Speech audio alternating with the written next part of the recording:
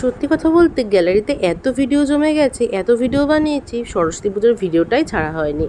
ভিডিওগুলো যখন গ্যালারি থেকে ডিলিট করছি তখন মনে পড়লো যে সরস্বতীর ভিডিওই তো ছাড়া হয়নি। ফাইনালি দেখো অনেক দিন পর সরস্বতী ভিডিও ছাড়লাম।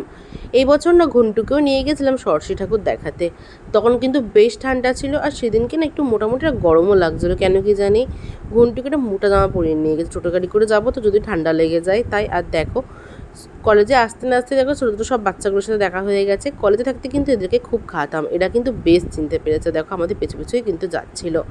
ওদেরকে না আর বিস্কুট খাওয়াতে পারিনি, কারণ ঘন্টুদেরকে দেখে খুব লাফাঝাপা। আর দেখো কিন্তু আজ থেকে অনেক বছর আগে ছেড়ে দিয়েছি। ওরা দেখো আমাদের ঠিক মনে রেখেছে, আমাদের পেছু পেছুই যাচ্ছিল।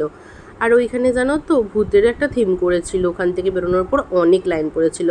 ভেবেছিলাম যে দেখাই হবে না। দিদি তাও টোটো গাড়িতে ঘন্টুকে নিয়ে বসেছিল, ভিড়টা একটু কমতেই আমি দিদিকে ডেকে এনেছি। তারপরে দেখো আমরা লাইন দিয়ে দিয়েছি। ভূতের থিম করেছিল তো ওখানে সবাইকে ভেতরটাকে তাকে পারমিশন নিয়েছিলাম ঢুকতে পারবো কি না। ওরা বলেছিল যে হ্যাঁ ঢুকতে পারবে, ও যদি কামড়ে টামড়ে না দেয়। সত্যি কথা বলতে গেলে আমাদের ভূতের থিমে না ভয় দেখাতে এসেছিলো, যেই দেখেছে ঘন্টু নিজেরাই ভয় পেয়ে পালিয়ে গেছে।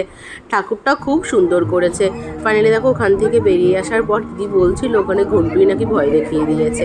সত্যি কথা বলতে ঘন্টুকে নিয়ে যাচ্ছিলাম বলে খুব মজাই হয়েছিল এই বছরে। যেহেতু আমরা টোটো গাড়ি করে বেরিয়েছিলাম তাই দেখো বেশি হাঁটতেও হয়নি, আর একটুখানি কাছাকাছি প্যান্ডেলগুলোই দেখছিলাম। আমার সব থেকে বেশি ভাল লেগেছিলো এই প্যান্ডেলটা, পুরো মাটির কুড়েঘর টাইপের করেছিল, আমার খুব ভাল লেগেছিলো।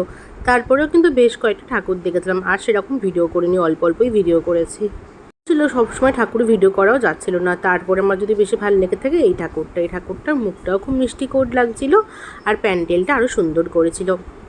এরকম করে দেখো বেশ কয়েকটা ঠাকুর দেখেছে। আর ঘন্টু কিন্তু এবার টোটো গাড়িতে একটুও বদমাইশি করেনি, চারিদিকে লোকজন দেখতে দেখতে যাচ্ছিল। আর দিদি কিন্তু প্রত্যেকবারের মতো এবারও ঘন্টুকে নিয়ে বসেছিল।